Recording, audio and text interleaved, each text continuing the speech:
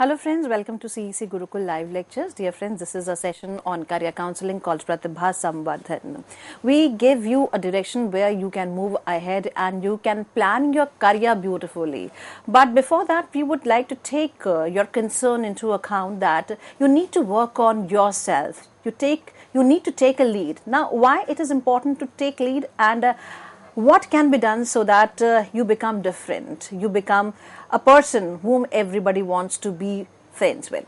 So friends, we have with us for this discussion in our studios Ms. Khushi Gupta. Ms. Khushi Gupta is a change maker, a motivator, an enthusiast who persistently makes efforts so that she could take lead, she could make positive change in everybody's life. So let's welcome our guest, Ms. Khushi Gupta, and let's try to understand, first of all, how one can take lead, why taking lead is important, and how leading can become crucial, and what are the important steps or what are the crucial elements while taking or before taking a lead. So let's welcome our guest, Ms. Khushi Gupta, once again. Hello, Ms. Khushi. Welcome to the lecture. Ma'am. Thank you so much. Hello, everyone. Thank you for joining us today. Today, we are going to delve into the concept of leading yourself, building confidence, and taking initiative. We often hear people say to us that you should have power over yourself. Don't let others control you. Or suno sabki karo apni. But all of this is connected to the concept of self-leadership. So what is it actually? Self-leadership is the ability to manage yourself effectively. It involves setting goals, taking initiative, and staying motivated. It's about being the captain of your own ship, directing your thoughts, actions, and emotions towards success. It's about setting your course, navigating challenges, and staying motivated to reach your destination. Unlike traditional leadership, here you're not directing others, rather, you are managing yourself. So, why is it that self-leadership is so important? Self-leadership is important because it helps you develop confidence and self-belief. When you are a self-leader, you tend to take care of all the procrastination that you do in your daily life because you now can manage yourself effectively. It increases your productivity and your motivation. It equips you with the ability to manage your emotions and your behavior. This translates to better decision making and resilience to handle challenges. So, in order to simplify this, let's just boil it down to 3 steps. One is identifying your strengths. Second is challenging negative self-talk. And the third is that you celebrate your achievements. So talking about the first one, that is identifying your strengths. You can start off by making a list of your skills, talents, and accomplishments. A very easy way for you to do this is by reflecting on positive feedback that you have received. Perhaps your aunt has told you that you sing very well or that you dance very well. Those are your talents. Perhaps your teacher has told you that you have very nice observational skills, that you are a good observer. That is your strength. Or your father has told you that you have anger issues. That is your weakness. Go to the root of these things. If there are certain weaknesses that you have identified about yourself, convert them into your strengths. Think about it. Now, we'll talk about the second step, that is challenging negative self-talk. We all have that inner critique within us that tells you, oh, stop embarrassing yourself, or that was such a lame joke, or you're not good enough, or before an exam, it tells you that you are so unprepared, don't do that, okay, you're going to fail, don't give the exam. But don't let that inner critique control you. Don't give that inner critique so much power yourself that you let it control you. So a simple way to do this is that you can replace this negative talk with a positive affirmation. For example, I'm going for a math exam and I'm very scared, I'm very unprepared. My other classmates have perhaps studied more than me. So I'm scared about it. But I tell myself that, you know what, Khushi, you can do this.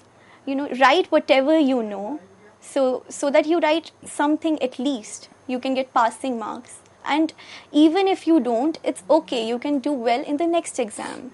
So try to keep yourself motivated and try to stay positive. Now, a third and very important step, that is celebrating your achievements. No accomplishment is small or big. I came to this realization rather recently, that, for example, recently I won a networking competition, and I thought that it was a fairly small deal. It was not that big of a deal. So I was not, I was pretty much indifferent about it. But one of my friends told me that no accomplishments are small or big. Give yourself credit. Reward yourself for whatever you're achieving. Focus on progress and not just perfection. For example, you have a very small attention span, and today you have studied for 1 hour continuously. Reward yourself with a chocolate. It is not a small accomplishment. You've overcome your attention span. So celebrate those achievements. Now that we have understood what is self-leadership and how you can take steps towards self-leadership, we will now talk about building confidence. So, what is confidence?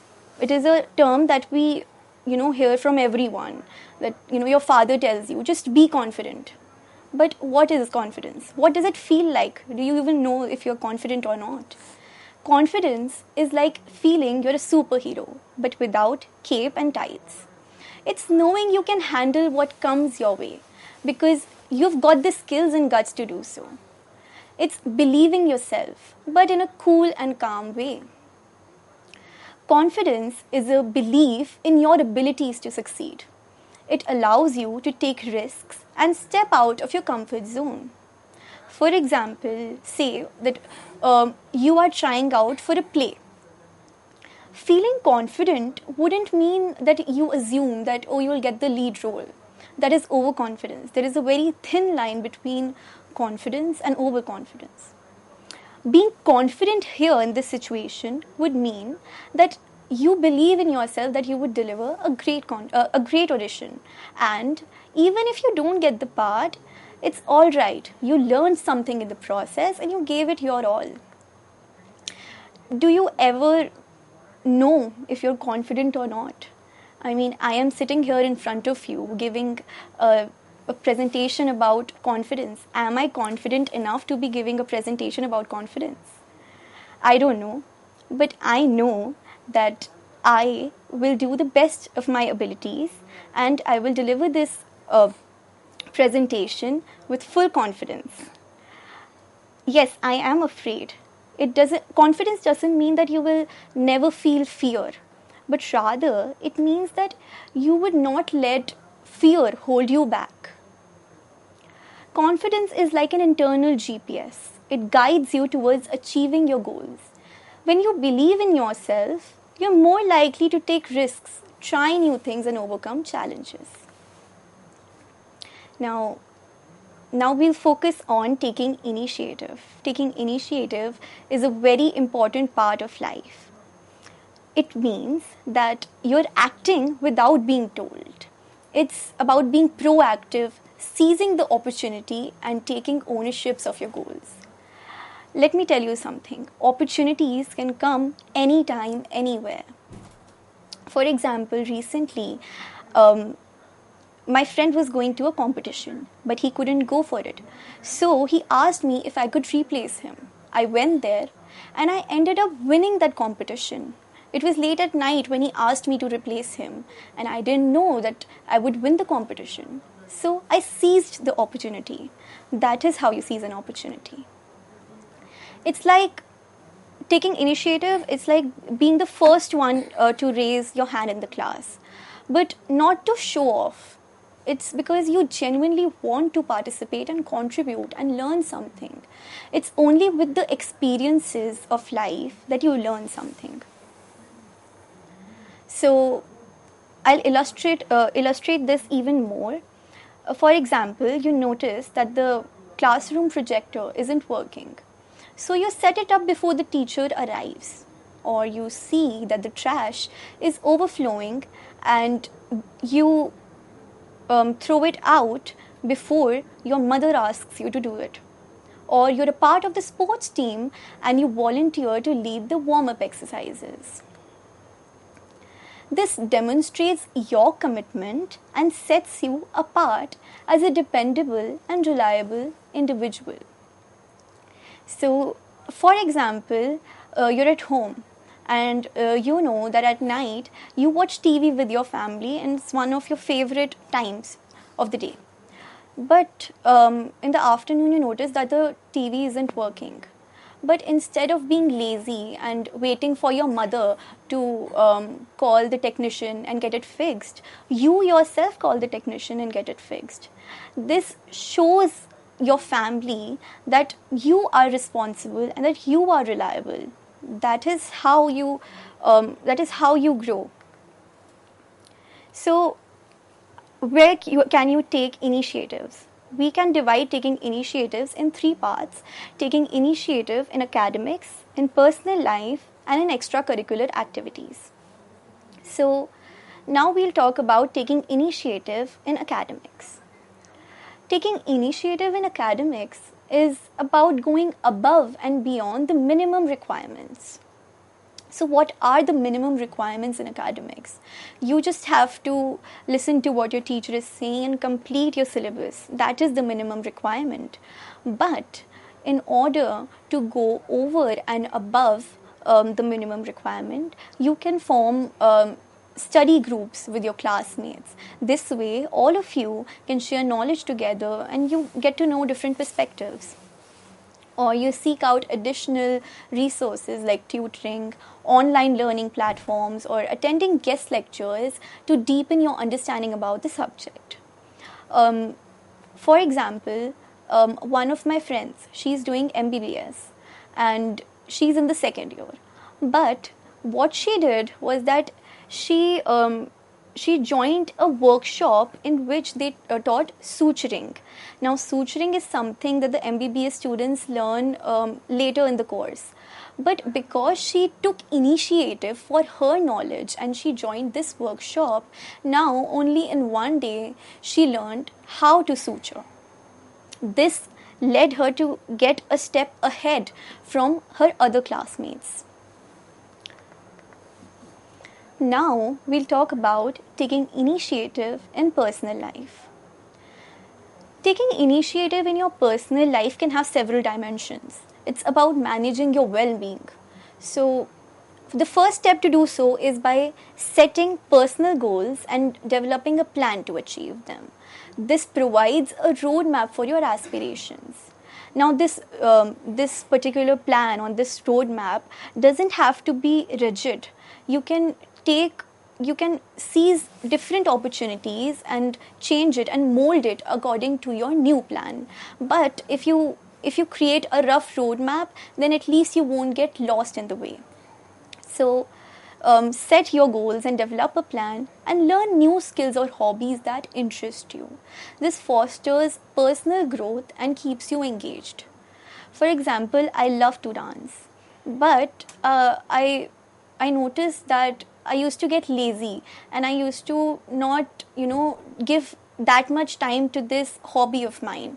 So I joined a dance class and now I go to this particular dance class 3 days a week, and it is enough for me to take away all the stress that I am going through with my academics and other things. This way, now that I know that I have this particular class scheduled, I go to it without procrastinating. Also, taking charge of your time management and prioritizing your responsibilities is imperative. Develop a system to stay organized and ensure that you dedicate time to your academics extracurriculars, personal goals, and relaxation. Um, you can do this by putting a pin board above your workspace. Um, on that, you can write several quotes that you like, that motivate you. For example, I have written certain quotes like um, "Live in the present moment" or "Live your life like a game." I love this particular quote because it tells me that, you know what, Kushi, you don't have to take life so seriously. Stay focused, stay strategic, and play. Or you can write a to-do list. This way, you know your weekly tasks that you need to complete. And you can also make a schedule, like in your calendars you can dedicate time slots to exercising, to spending time with your family and friends, to studying, to researching about your other interest areas. Now we'll talk about taking initiative in extracurricular activities. This is one of the things that I have learned the most from in my college journey. So, seeking leadership roles or proposing new ideas to contribute to organization success can lead you to stand out from your other peers. Or, you know, if you can join different societies as college or as high school students, you can join different student organizations that motivate you to do several things. For example, I joined a social entrepreneurship society and a social impact consulting society. Both of them are very different yet kind of connected, and both of them has taught me a lot. So, for example, your society is organizing an event. So you help them with fundraising or getting supplies or organizing it. Also, you can mentor younger students within your organization. This helps you foster a sense of community and share your interests, and you can form very nice connections that can go lifelong. Now, taking initiative requires having a growth mindset. This is very important to take initiative. It allows you to embrace challenges as opportunities to learn and to grow instead of viewing setbacks as failures. You see them as stepping stones towards your path of success. There is a very nice quote that I love by Nelson Mandela. You are not your results. You are not how many times you fail. You are how many times you rise up. So, there can be several setbacks that you experience in the walk of life.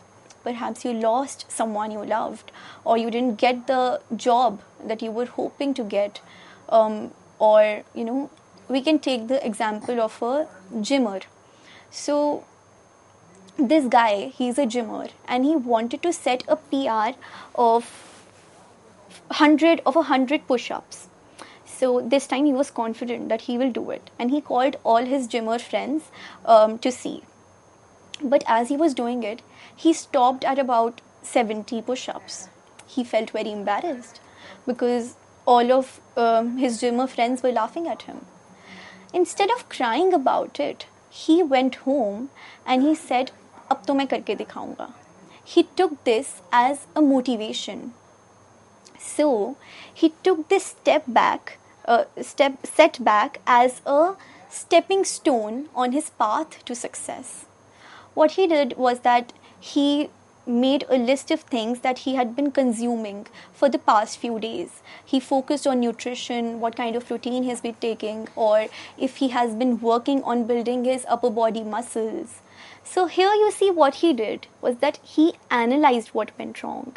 He learned from the experiences and he used that knowledge to improve his approach the next time. That is how he built resilience. Building resilience is very important in order to have a growth mindset. So, what else can you do to be resilient? You can develop a healthy coping mechanism. You can find healthy ways to manage stress and emotions that arise from setbacks. Consider relaxation techniques like meditation, deep breathing, or spending time in nature. For example, what I do is that I love to listen to music. So I just put on a pair of headphones, I turn off the lights of my room, I close my eyes, and I listen to very nice calming music, which helps me calm down. Or, when I feel like I'm very stressed about something and my brain is decluttered, I'm very confused. So I journal, I write my thoughts down so that now I know that these are the things that I'm worried about. Because what happens is that most of the times you are speaking to yourself, you constantly keep speaking to yourself, and you're just blabbering. You just have to tell yourself to stay quiet and organize your thoughts. That is when writing down your thoughts comes into play. Or take a long walk in nature, take deep breaths. That helps a lot. That is a very healthy coping mechanism. Also, for building resilience, maintain a positive support system. It is imperative that you surround yourself with people who support you and guide you. In the walk of life, you will encounter many people who try to, who are not very supportive and give you misguide you in some way. So you need to understand, you need to recognize those people, and you need to stay distant from them. So surround yourself with supportive friends, families, and mentors. It is very important for you to surround yourself with mentors who support you, because teachers and other people who guide you are they always help you later in career as well. They give you LORs, and they can help you with placements. Now we will dive further into building a support system. A strong support system can provide encouragement, guidance, and they can help you celebrate your achievements. Seek mentors who can offer valuable advice and share their experiences. A strong support system is crucial for your personal and academic success. So, like we talked about building a strong relationship with your teachers and professors, that goes beyond simply attending classroom lectures. So, discuss course material with them outside the classroom. Seek clarifications. Teachers always welcome that. Participate actively in class so that it sets you apart from other students. Show genuine interest in the subject and a desire to learn. These steps will not only enhance your understanding of the material, but also create a network of support within your academic environment. Now we will talk about building strong relationships with peers. Building a strong relationship with your peers is invaluable. It is a source of support. So, like we talked about it, collaborating or forming study groups with your classmates to do projects and assignments, it is not only fun, but you get to learn so much more. Be a supportive and an encouraging friend for your peers. You must have heard this. What goes around comes around. So if you are a supportive and a kind person, people will give you the same energy. It is the law of attraction after all.